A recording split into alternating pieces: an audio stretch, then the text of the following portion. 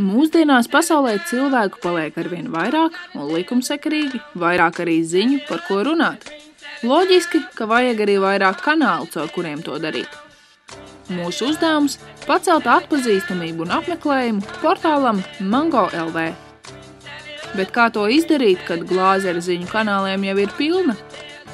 Protams, to nedaudz sakritot. Vienīgā problēma – kratīšanai atvēlētais mediju budžets ir apmēram 0 lati. Bet, kā saka, mango jums visiem. Laikā, kad sabiedrībā aktuāls viltus invalīdu temats lielveikalu stāvvietās un ne tikai, mēs izlēmām izmantot iespēju.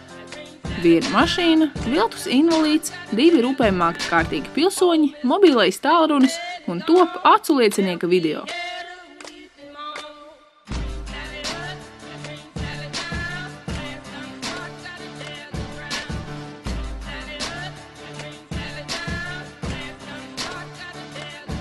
Ko mums vajadzēja? Cilvēkus.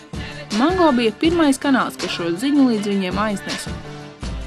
Par mums runāja arī mediji. Viens no lielākajiem ziņu portāliem Delfi LV un televīzijas kanāls TV3, kas šo sižetu pārraidīja vakara ziņās. Tas mums papildus deva 270 000 mērķa auditorijas pārstāvji. Lai nostiprinātu atpazīstamību, mēs nolēmām iziet ielās. Mēs paņēmām busiņu, projektoru un līdzīgi kā Gotemā vakaros projicējām Mango firmas zīmi jeb logo uz ēku sienām viscaur Rīgā. Kampaņas gaitā Mango LV apmeklējums cēlās vairāk nekā par 1000% un kopš tā laika krities tikai pavisam nedaudz.